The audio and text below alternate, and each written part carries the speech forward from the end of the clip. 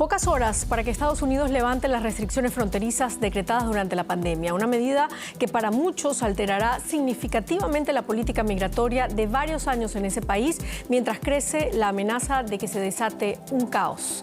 Con esto comenzamos. Los saluda Silvia Cabrera. Titulares. El llamado Título 42 vence este jueves 11 de mayo y se espera un aumento significativo del número de inmigrantes que intenten entrar al país. Más de 10.000 llegadas diarias desde la expiración. En la frontera reina la incertidumbre. La esperada contraofensiva ucraniana se hace esperar. El presidente Zelensky dice que para tener éxito, sus fuerzas se requieren más armamento. Reino Unido enviará misiles de largo alcance y munición de uranio empobrecido a Kiev. Para Moscú se trata de una peligrosa escalada nuclear del conflicto. Duros combates entre militantes palestinos y las fuerzas israelíes en la franja de Gaza. Los más recientes ataques aéreos israelíes mataron a 2 altos mandos de la yihad islámica y al menos 25 civiles. También cientos de cohetes han sido lanzados desde Gaza hacia Israel.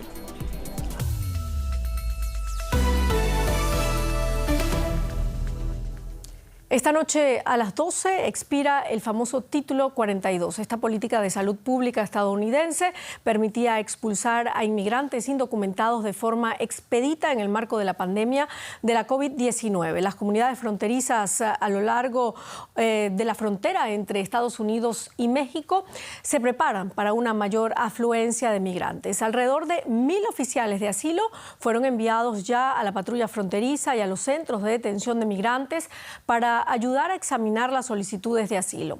Sin el Título 42 en vigor, los migrantes serán expulsados, detenidos o puestos en libertad en Estados Unidos, mientras sus casos pasan por el Tribunal de Inmigración. El muro de la discordia a su paso por Ciudad Juárez en México y El Paso en Estados Unidos. Las autoridades locales calculan que tras el fin del Título 42, durante la madrugada del viernes, llegarán solo a esta frontera entre 5.000 y 10.000 refugiados diarios. Mientras tanto, el destino de decenas de miles de personas que solicitan asilo en Estados Unidos depende de una aplicación para celulares que demuestra muchas fallas.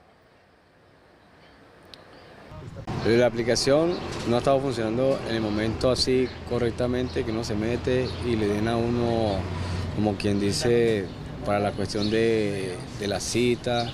En la aplicación le han hecho un cambio en el día de hoy, pero resulta ser que en nuestro teléfono el registro a nosotros no quedan los datos nuestros registrados. Si la aplicación no mejora, me voy a meter por los pasos irregulares, porque tengo una situación de violación de derechos humanos. Soy perseguido político del gobierno de Venezuela. Muy frustrante, porque creo que la aplicación en realidad es el muro y no ese. Es algo insólito, que una aplicación prácticamente decía nuestra vida y nuestro futuro. En previsión de que los migrantes desborden las fronteras tras el vencimiento de las expulsiones en caliente por motivos de salud pública, la ciudad de El Paso ya ha acondicionado albergues para dar cobijo hasta a 4.500 personas. Al otro lado, en México, desde el Consejo Estatal de Población en Chihuahua, se muestran cautelosos.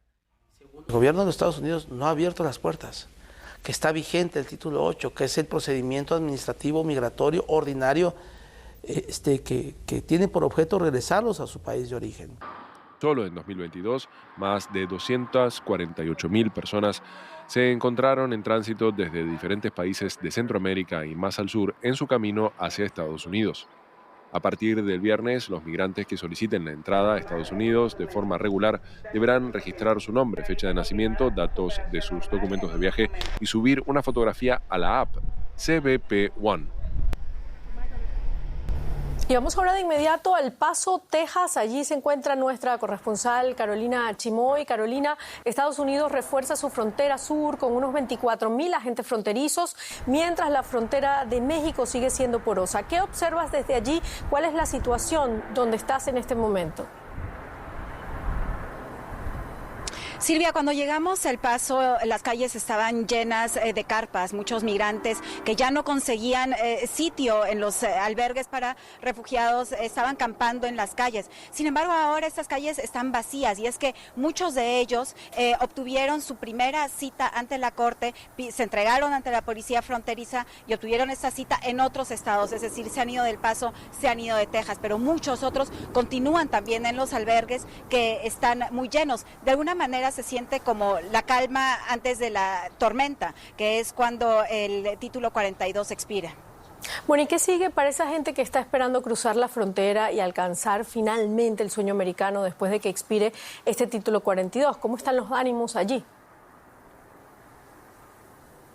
Como lo han estado desde hace meses y no años, Silvia, alrededor de 150,000 personas están esperando de ese lado, del lado de México, para poder cruzar y llegar a su meta final, que es Estados Unidos. Muchos de ellos ya han intentado cruzar, fueron deportados y este es el segundo, incluso intento de llegar a Estados Unidos. Entonces el título 42 estuvo frenando esa posibilidad durante mucho tiempo, pero no es que esta medianoche entren todos de golpe. El flujo de migrantes llegando hacia Estados Unidos continuará en los siguientes días e incluso semanas. Eso es lo que los expertos y también quienes organizan los albergues aquí esperan. Muchísimas gracias, Carolina Chimoy, desde El Paso. Bueno, por su parte, México asegura que está cooperando con Estados Unidos para evitar que se produzcan caos y violencia en la frontera con su vecino. Durante su conferencia de prensa diaria, el presidente Andrés Manuel López Obrador aseguró que las autoridades mexicanas están trabajando para proteger a los migrantes en la región del sureste del país. Según AMLO, la decisión de enviar elementos de la Guardia Nacional Mexicana a la frontera sur mexicana fue tomada de forma independiente sin consultar con Washington. López Obrador exhortó a Joe Biden a buscar acuerdos con Cuba, Venezuela y otros países para controlar la inmigración. AMLO ha venido insistiendo en que Washington debe invertir más en la región centroamericana. Y las diversas crisis en el mundo forzaron en 2022 a más de 71 millones de personas a huir de sus hogares, muchas veces dejando todo atrás y buscando un sitio más seguro dentro de su propio país. Una cifra récord, según indicaron este jueves el Observatorio de Desplazamiento Interno y el Consejo Noruego para los Refugiados. El aumento con respecto al 2021 fue de un 20% y es atribuible mayormente al éxodo masivo por la guerra en Ucrania y a las inundaciones en Pakistán. En cuanto a América Latina, la cifra de desplazados internos alcanzó el año pasado casi los 7 millones, un 1,5 más que en el 2021. Destaca Colombia como el país con el mayor número de desplazados internos en 2022, casi 5 millones.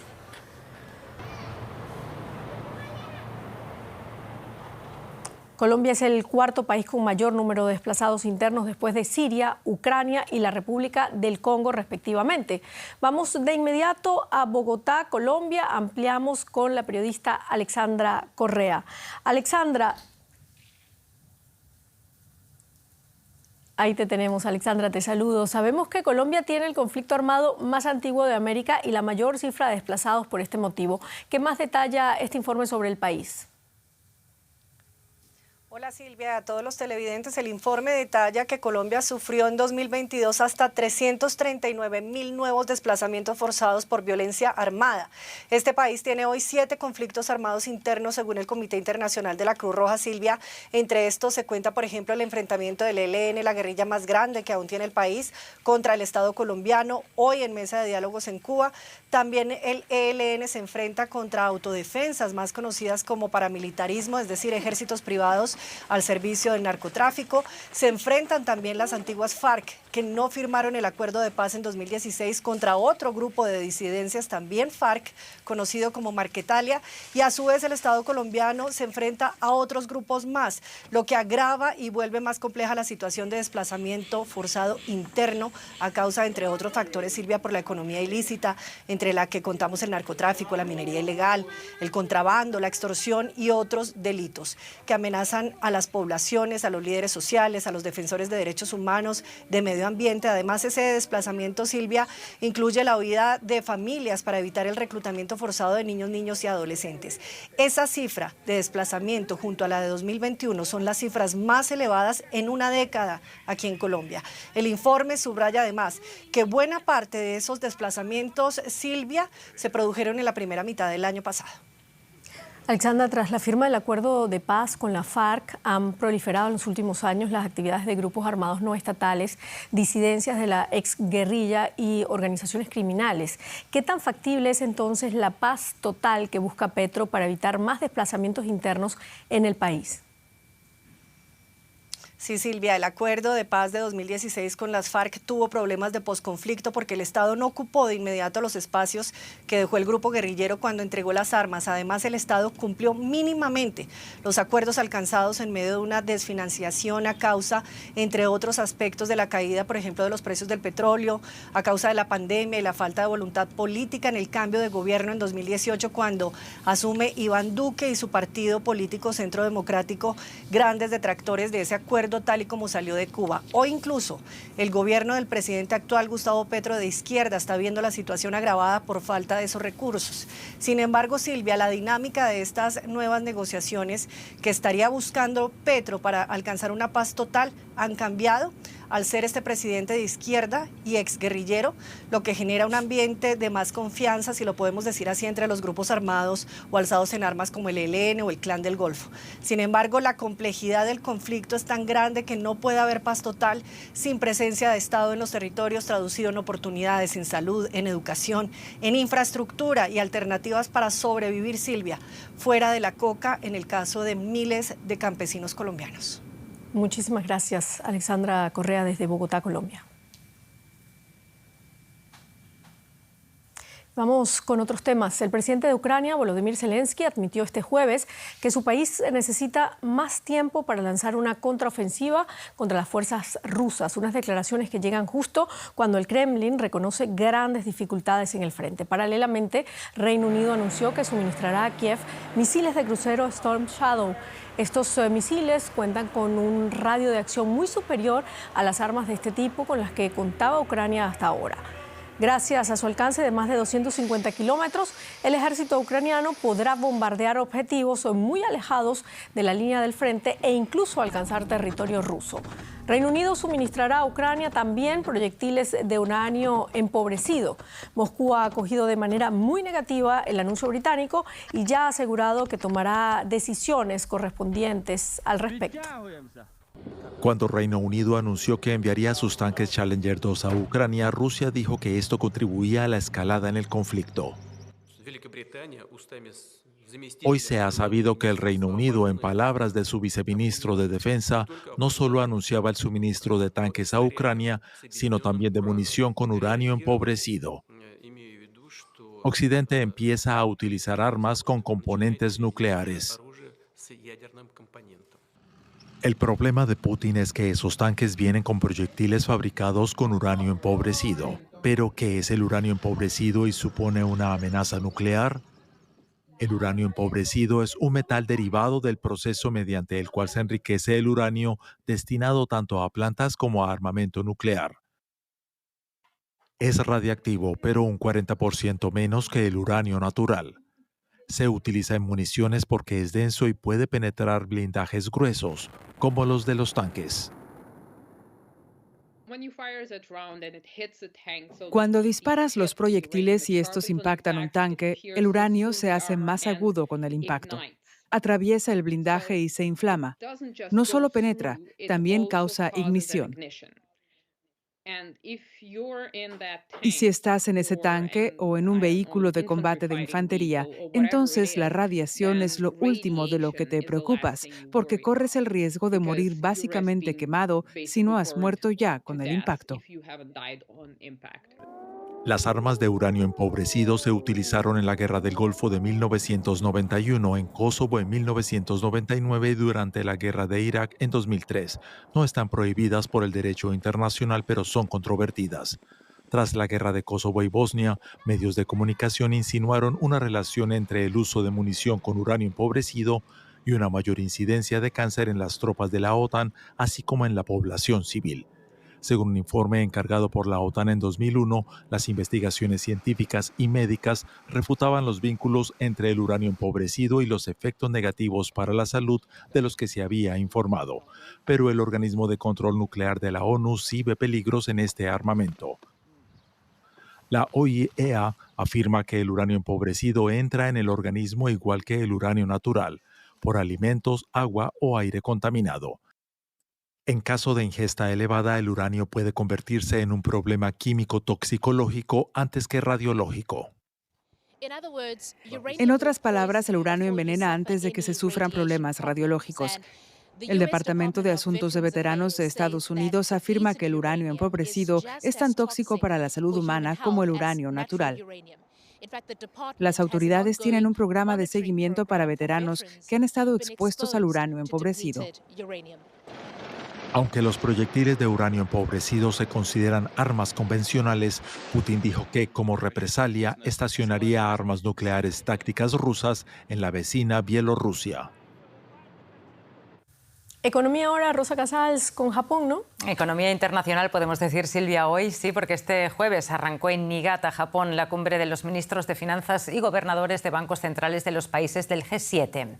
La reunión pretende buscar medidas que atajen los problemas de deuda exacerbados por la inflación y acercar posturas ante desafíos comunes como la digitalización financiera, pero también el apoyo a Ucrania, el impacto de las sanciones contra Rusia y la posición común ante China serán algunos de los temas de la agenda estos días.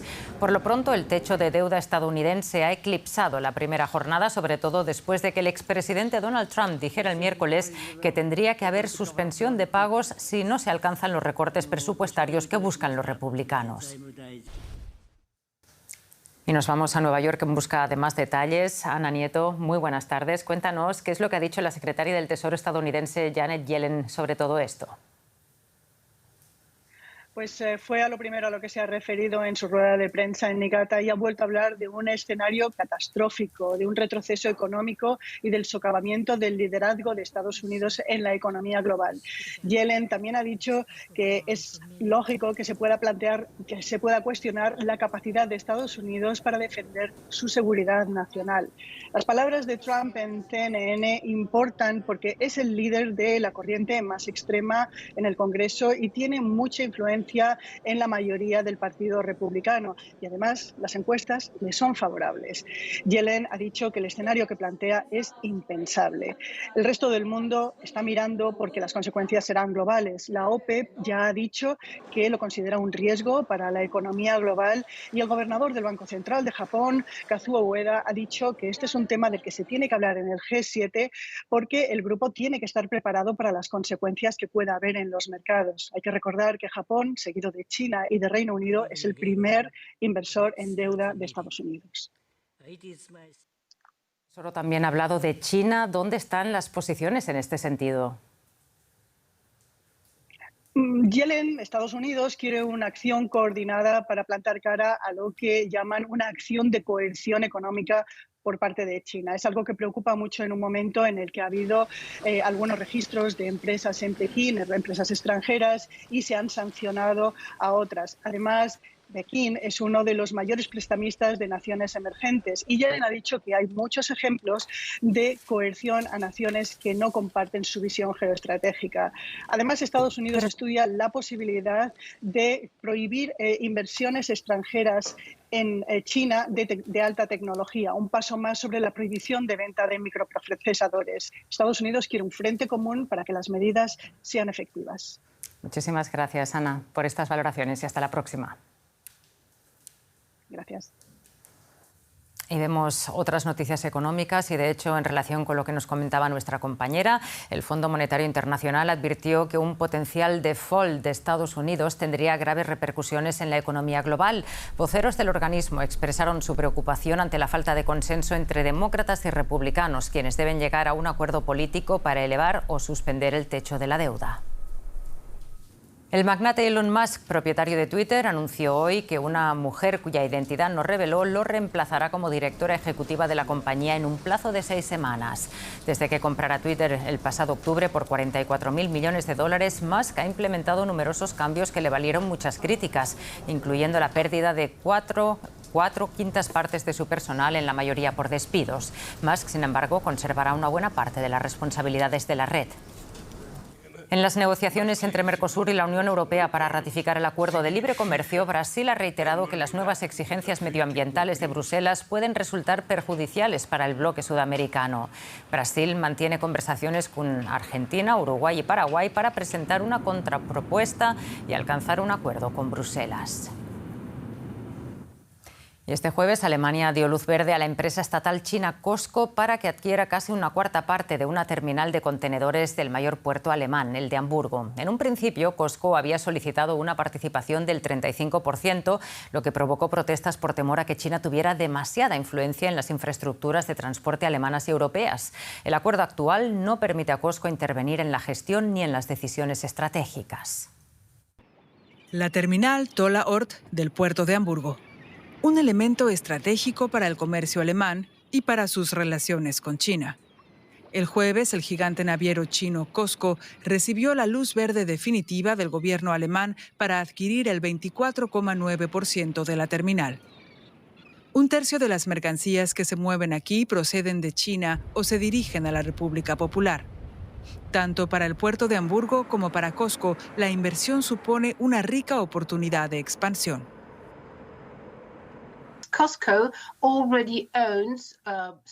COSCO ya posee participaciones y puertos en otras partes de Europa, en los Países Bajos, en España y en Italia. Así que esta será la primera gran participación e inversión en un puerto alemán y, por supuesto, Alemania es un socio comercial muy importante, el más importante para China. Luego de la discutida intervención del gobierno, la empresa china obtuvo en última instancia una participación minoritaria. El gobierno cree que es una forma justa de cosechar los beneficios económicos de un acuerdo, limitando a la vez el control chino de un activo estratégico fundamental. El acuerdo de COSCO en Hamburgo es un claro ejemplo de la compleja relación de Alemania y la Unión Europea con la superpotencia asiática. El bloque debe hacer frente a la agresiva política exterior de Xi Jinping sin poner en peligro las relaciones diplomáticas y comerciales con China. Nuestra relación con China se describe acertadamente como socio, competidor y rival sistémico. La rivalidad y la competencia por parte de China han aumentado sin lugar a dudas. La Unión Europea es consciente de esta evolución y reacciona en consecuencia. Estoy de acuerdo con Ursula von der Leyen. No debemos aspirar a un decoupling, sino a una reducción inteligente del riesgo. Para la Unión Europea el desafío es claro. Por un lado, quiere rediseñar sus acuerdos con China sin irritar demasiado al gigante asiático. Por otro, atender la relación histórica con su aliado estadounidense, para el cual una desvinculación total de China sigue siendo la única opción posible. Y vamos con más noticias políticas, Silvia. Así es, hablamos de Israel, que asegura haber abatido esta madrugada al encargado de coordinar los ataques con cohetes desde la Franja de Gaza. El martes, el ejército israelí ya había matado a 3 miembros de alto rango de la Yihad Islámica Palestina. Hasta ahora, al menos 28 palestinos, entre ellos muchos civiles y numerosos niños, han fallecido a causa de los bombardeos israelíes. Desde la Franja de Gaza se han disparado centenares de cohetes contra Israel, matando a un hombre y dejando a otras 5 personas heridas. Los enfrentamientos se intensifican cada vez más y sectores como la Unión Europea y Naciones Unidas han estado apelando a un cese inmediato de las hostilidades. Cientos de personas acudieron al funeral del líder militante palestino Ali Ghali. El comandante de la unidad de lanzamiento de cohetes de la Yihad Islámica Palestina murió en la madrugada del jueves junto a su hermano. Con él ya son 4 los miembros de alto rango del grupo que han muerto en ataques militares israelíes esta semana. Las Fuerzas Armadas de Israel dicen que también atacaron posiciones militares en Gaza pertenecientes a la Yihad Islámica. La Unión Europea, Israel y otros países la consideran una organización terrorista. Esta ofensiva militar se produjo horas después de varios ataques con cohetes provenientes de Gaza a Israel. Según el ejército israelí, muchos fueron derribados por el sistema de defensa antiproyectiles Cúpula de Hierro. Pero otros sí causaron daños en ciudades israelíes como Ascalón, aunque allí no se han reportado muertos ni heridos. Por desgracia, esto lo sufrimos cada 2 días. Realmente espero que esto sea el final y que nuestro gobierno despierte y les dé su merecido. En Gaza, los civiles también se vieron atrapados en el fuego. Los bombardeos israelíes han matado a varios civiles, entre ellos varios niños. Las calles están vacías por toda la franja de Gaza. La gente no puede ir a trabajar con normalidad. Y por la noche no podemos dormir por la preocupación de los bombardeos y por las noticias. Las esperanzas se centran ahora en que Egipto medie un alto al fuego, mientras los civiles siguen sufriendo las consecuencias de la escalada. Y vamos ahora con un resumen de otros hechos que también son noticia en esta jornada. Este jueves, un hombre abrió fuego en una planta de Mercedes-Benz en Sindelfingen, el suroeste de Alemania. 2 personas murieron y otras 2 resultaron heridas. El personal de seguridad neutralizó al sospechoso y lo entregó a las autoridades. La empresa suspendió operaciones en esa fábrica hasta el fin de semana. Aún se desconoce el motivo del ataque. En Turquía, el candidato opositor Muharrem İnce anunció el jueves que abandona la carrera presidencial. Su retirada deja a solo 3 candidatos para la elección del domingo. La salida de İnce podría reforzar al principal candidato de la oposición, Kemal Kılıçdaroğlu, que según las encuestas aventaja ligeramente al presidente Recep Tayyip Erdoğan en intención de voto. Bueno, y cerramos en Estados Unidos, en Florida, un estado en donde es común ver de vez en cuando grandes lagartos en zonas urbanas. Como vemos en estas imágenes, una cámara robótica estuvo persiguiendo un caimán de 1,5 metros mientras deambulaba dentro de una tubería de aguas pluviales. Esto sucedió en la localidad de Oviedo, cuando el equipo de mantenimiento de la ciudad investigaba la causa de una serie de baches que aparecieron en una vía cercana. Los funcionarios del departamento se alegraron, por supuesto, de haber enviado un robot en vez de personas a examinar las tuberías. Con esto terminamos nuestro informativo. Muchísimas gracias por habernos acompañado. Hasta luego.